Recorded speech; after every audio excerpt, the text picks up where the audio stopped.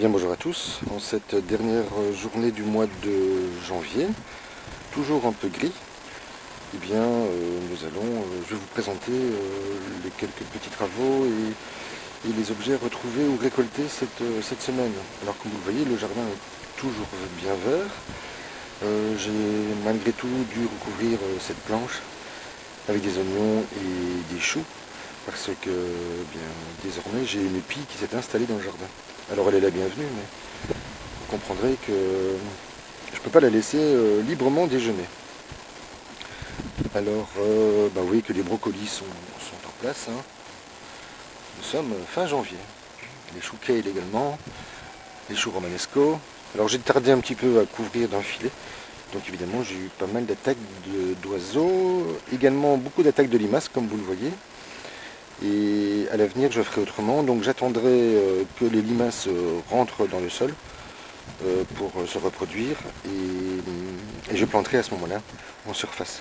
Alors je laisse en dégradation un certain nombre de feuilles, parce que comme vous le savez, les limaces sont fainéantes et elles préfèrent d'abord manger les légumes en décomposition plutôt que de s'attaquer à la chair de la feuille qui est bien sûr bien plus résistante. Alors vous voyez que ça se passe relativement bien. Ici également j'ai trop tardé, alors regardez ce que les oiseaux m'ont fait avec ce chou cabu, donc carrément découpé en deux.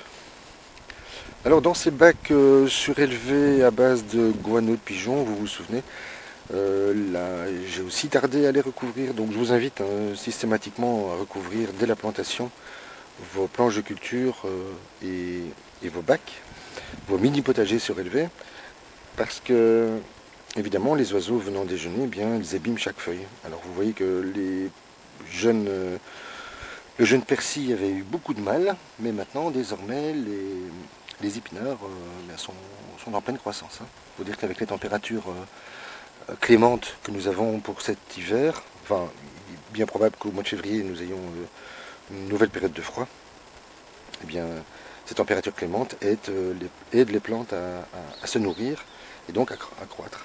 Alors je vais vous montrer que un peu plus loin, j'avais planté le même jour également des épinards et du persil, vous allez voir ce que ça donne. C'est-à-dire pas grand chose. Donc il est important de leur apporter un substrat riche en sels minéraux, les fameux NPK, de manière à pouvoir les aider dans la croissance. Et ici également, même chose. Vous voyez que, voilà, il ne reste plus rien. Alors je continue à récupérer quelques matériaux. J'ai pu récupérer quelques matériaux sur l'autre terrain, là, le jardin de D''A. Bien évidemment, elle m'a laissé quelques surprises. Alors je vais vous en montrer quelques-unes. Par exemple, cet outil était neuf, et l'état dans lequel il se trouve. Voilà, on a cassé ma bêche, les poteaux sont abîmés, la fourche, je vous laisse deviner, puis c'est pas tout, hein, elle m'a également laissé d'autres surprises. J'attends d'ailleurs de pouvoir récupérer mes mini-serres et mes multicellules que Michel m'avait offert. Il m'en a d'ailleurs offert d'autres cette semaine. Et enfin voilà, nous verrons. Alors j'ai également récupéré, regardez ces étagères, que je viens de recouvrir d'une bâche qui me restait en 200 microns pour la protéger durant l'hiver. Et pourquoi je l'ai installée ici? Parce que dans un premier temps, l'idée est que lorsque les semis qui sont dans la serre vont être en place, eh bien, avant d'aller les mettre en terre, je vais leur faire passer quelques jours ici dedans, le temps qu'ils s'adaptent aux températures, vous voyez, parce qu'elle est en plexiglas, et donc ça va me permettre de conserver mes plantes dans de bonnes conditions. Alors, vous voyez que la serre a encore été un peu modifiée. J'ai récupéré 14 tubes néons, enfin c'est pas du néon, c'est du LED, oui, et qui n'ont absolument rien, et donc je vais en offrir autour de moi. Et j'en utiliserai seulement 4. Alors la dame de l'autre jardin me dit que les graines ne sont pas pourries. Alors ça c'est une petite partie de ce que j'ai réussi à récupérer.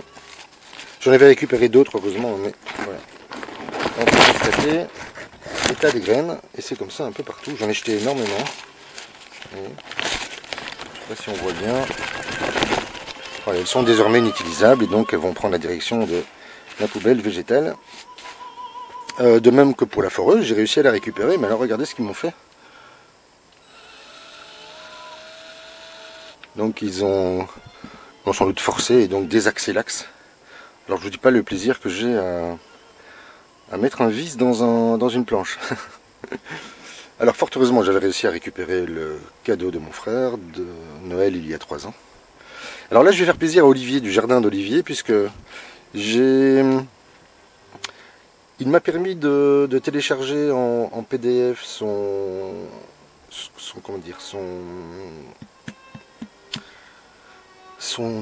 agenda des semis. Alors, bon, il n'est pas situé dans la même région que moi, par conséquent, moi je décale d'à peu près 15 jours. Enfin, je ne le suis pas à la lettre, hein, puisque comme vous le voyez, c'est un jardin qui vise l'autonomie en légumes pour une famille de 4 personnes, qui est la sienne. Il est situé dans le sud de la France. Eh bien, moi ici, situé beaucoup plus au nord. Voilà, je ne peux pas exactement le suivre. Alors, je termine rapidement le tour. Vous voyez que j'ai augmenté la surface de mes de mes étagères en palette. Hein. Vous voyez, c'est toujours du matériel récupéré. Ce sont des planches de grandes palettes démontées. Ça, c'est des petites palettes que j'ai fixées avec des colçons parce que voilà, ça me paraît plus simple. Et puis, comme vous le savez, je suis un simple mortel. Et si jamais il m'arrive un accident, eh bien, à 2 personnes en une journée, je pense que la serre sera démontée ainsi que l'ensemble du jardin. Alors je vous parlais du... Ah oui, quelqu'un m'a demandé pourquoi il avait une drôle de tête ce chauffage. En réalité, ben, je l'ai mis à l'envers, hein, comme vous le voyez. Et pourquoi j'ai choisi ce modèle? Et je réponds directement à sa question. C'est parce que c'est un radiant avec une soufflerie, c'est-à-dire qu'en hiver, il souffle l'air chaud. Et en été, il va pouvoir me permettre de rafraîchir la serre. Bien que je vais ouvrir dans le fond de la serre et y installer une porte. Alors, je vous parlais du Inkbird. Vous vous souvenez la fois passée? Dans la dernière vidéo, et bien voilà, aujourd'hui il fait 12,4. J'ai placé mon différentiel de température à 6 avec un écart de 2 et une différence de 0,4. C'est-à-dire que quand la température arrive à 4 degrés, à 4,04, la chaleur, le chauffage s'enclenche jusqu'à 6 degrés. Et ça me permet donc de conserver cette serre hors sol. Et donc elle est reliée avec un capteur.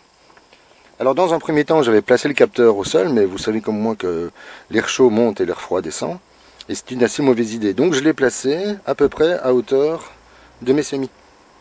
Puisque la température est plus chaude là-haut. J'ai à peu près 2 degrés d'écart par rapport à la prise de température, on va dire à 1,5 m ou 1,10 m. Donc je vous invite à faire pareil et ne pas faire comme j'ai vu dans une vidéo de démonstration où le capteur était placé tout en bas. Alors donc j'ai continué à faire des semis, de la récup. D'ailleurs je remercie Michel qui m'a offert une vingtaine de plaques multicellules. Alors c'est relativement léger, c'est un modèle un peu ancien mais qu'importe. Moi ce que je fais c'est que je les double. Vous voyez, et donc j'ai maintenant de la rigidité quand je veux les transporter.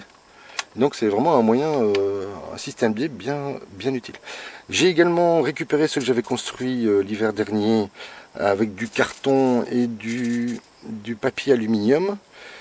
Ces plaques, ces petits plateaux qui permettent en fait d'user de la réfraction de la lumière. C'est-à-dire que la lumière arrive dans la serre, elle frappe sur le revêtement en aluminium et redirige les rayons lumineux vers les graines et les semis.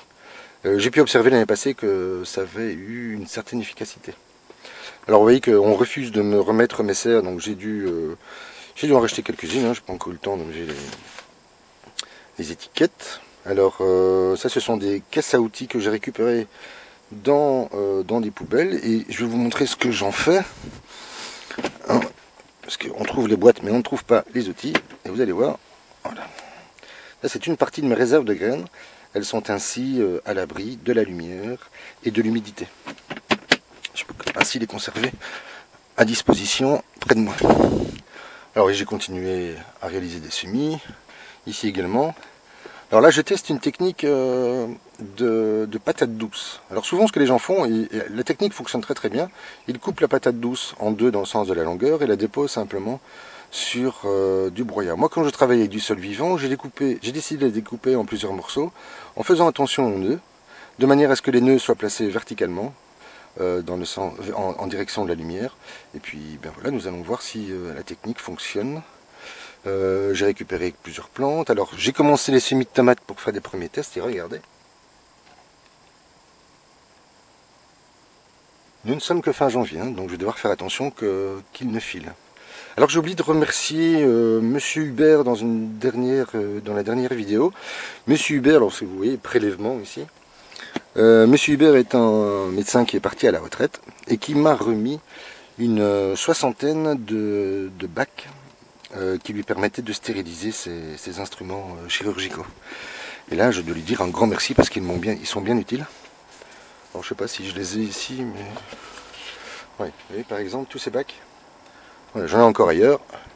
Et je vous avoue que le réemploi me satisfait pour l'instant.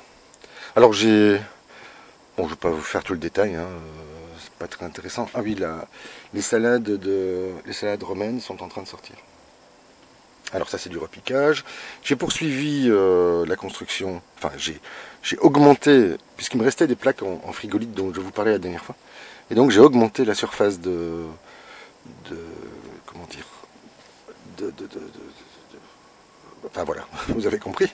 C'est pour pouvoir bien aller récupérer la chaleur qui est à l'étage, puisque j'ai à peu près 2 degrés de différence. Et donc quand j'ai 12 au thermomètre, j'en ai 14 à l'étage. Alors j'ai également réalisé cette nouvelle planche ce matin, toujours avec des palettes, hein, toujours avec le même système, colson et palettes et parfois quelques vis. Donc ça me permet de placer à l'abri mon terreau, mon compost, ma tourbe, ma terre de poule, mes sels minéraux et ainsi de suite. Voilà, je vais vous laisser ici. Et je vous montre une dernière fois le jardin. Et il fait pas très beau aujourd'hui, hein. Donc on en profite pour quelques activités intérieures. Et puis dès la semaine prochaine, eh bien, je vais sans doute commencer à planter en pleine terre, mais là nous aurons l'occasion de reparler ensemble. Voilà, je vous remercie, je vous souhaite une bonne fin de journée et je vous dis à très vite.